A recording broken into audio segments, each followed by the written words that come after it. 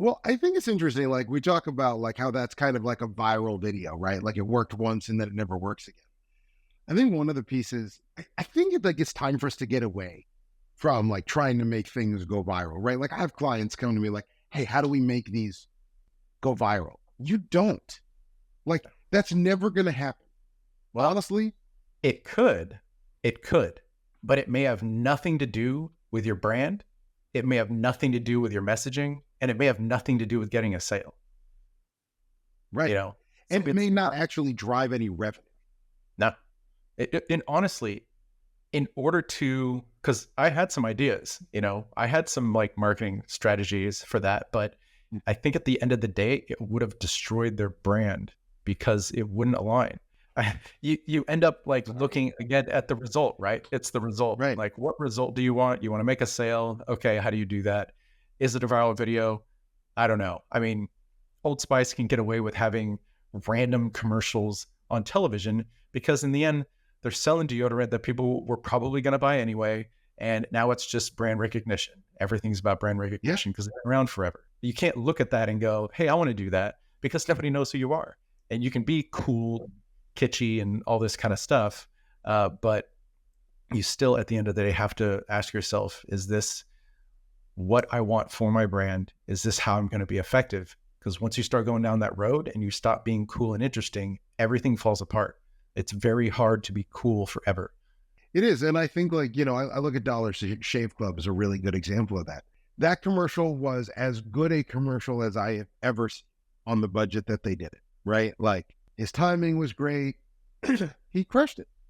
But the fact is that success, while it did drive his company to some success, that success was not repeatable for him, right? You look at the Harmon brothers, like they, like in the pooper, like they do something that kind of works over and over again. There is a formula that does work, but over time, I don't believe that. I don't, I don't know that it has the value that people put out there, right? Because when I think about what like the projects that we worked on that have gone really well and have driven a ton of revenue, nothing has gone viral, right? It's It's not sustainability. about that, Yeah, it's right? about It's sustainability sustainable, and brand messaging. right? And it's about testing, right? So when I think about the way that we shoot video and the way that we produce video and the way that we test video, it is very different than trying to produce something that's funny that goes viral. And one thing I will say is like it's important to remember that sometimes going viral is just literally throwing as much shit out there as you possibly can. When I look at what is going viral on TikTok these days, right? Like right now in sports, there's that kid who plays online and, he just basically records himself all the time playing Madden. And then one of those videos went viral because it was funny, because people thought it was cool, whatever. But when you start to get into creating product video and creating video that's supposed to drive revenue, or you have to think about it from a holistic standpoint. And so to bring it back to like the way that we create video, we want to make sure that you can test all of those different elements and get incremental gains that eventually add up to exponential revenue. And every single interaction with your buyer is an opportunity to gain, right? Is an opportunity to increase the quality and the success of your program. So What you're describing is the risk versus sustainability strategy.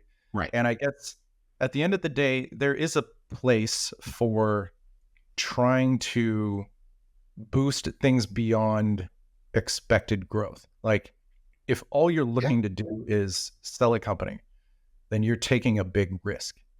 You're just gambling with your investment. You're gambling with the people who work at the company. You're gambling with your idea. You're trying to grow something beyond its like intended capacity just to offload it to somebody else and have them kind of sort it out. I guess that's a way to do something, but that's not really what we want. We want partnerships. We want long-term growth. A lot of times having a spike out of nowhere can actually be detrimental to a company because you start making your business plan based on, that's something that was kind of an outlier. You're really going to make a lot of bad choices thinking that things are going to be more sustainable than they are. And that can really hurt you, taking on too much personnel, developing a product that just kind of was a one-off. There's a lot of risk involved in that. And it's good to have somebody who can recognize that when you're making your content and making sure that things are also sustainable in that regard. And if that's what you're going for, then, you always have to make sure that you're looking at that end.